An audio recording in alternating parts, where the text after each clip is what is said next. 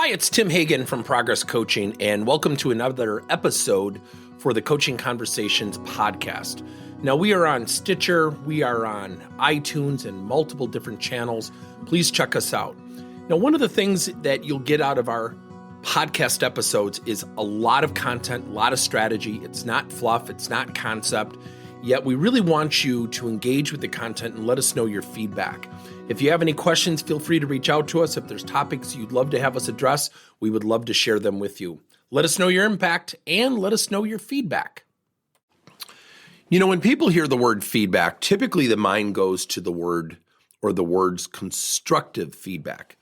Most people don't gravitate to this thing called positive feedback, at least in their thought process, because typically we get more constructive than we do positive.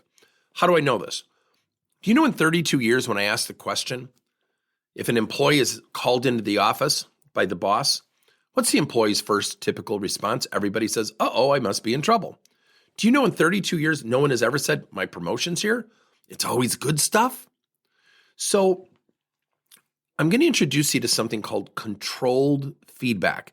We also reference it using something called rules of engagement. Now, we're going to teach this as it relates to cultivating self-awareness. So this is something called controlled feedback, and we teach a variety of techniques around this concept. But controlled feedback is you're going to ask someone for feedback, and you're going to control it. You're going to ask somebody, what are 2 or 3 things I do well, specific to, and then fill in the blank.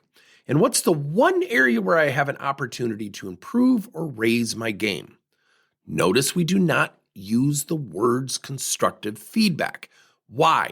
People will be more likely to ask the question. It just feels a little nicer. Now, that doesn't mean we soft pedal it. Then the rule is, this is where the control comes in. When you get the feedback, you simply say thank you. And I always get the question, well, what if I disagree with it? I said, who cares? Somebody is kind enough to give you feedback. If you ask for feedback, then I want you to tell people going forward, well, based on how you answer, I'll let you know if I agree or disagree.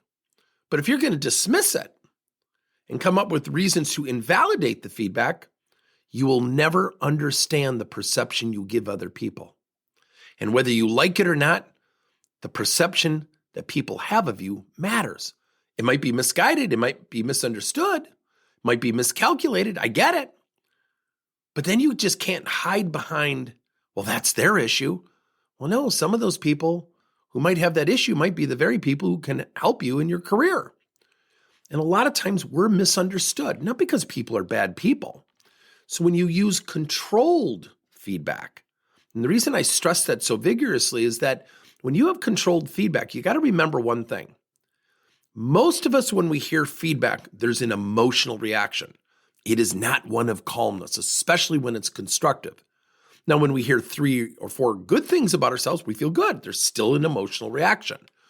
Yet if somebody says, geez, Joanne, you just don't seem to work well with your teammates, and that person in their mind goes, what are you talking about? I love my teammates. That's jarring that person. So we always share with people, remember, how you react to feedback and why we use controlled feedback to cultivate self-awareness, why you do that is because you want that person to feel comfortable to come back to you again. The minute you start hearing silence and there's no feedback, that's the time you really need to start to worry. Thank you for listening to another episode of Coaching Conversations by Tim Hagan and Progress Coaching.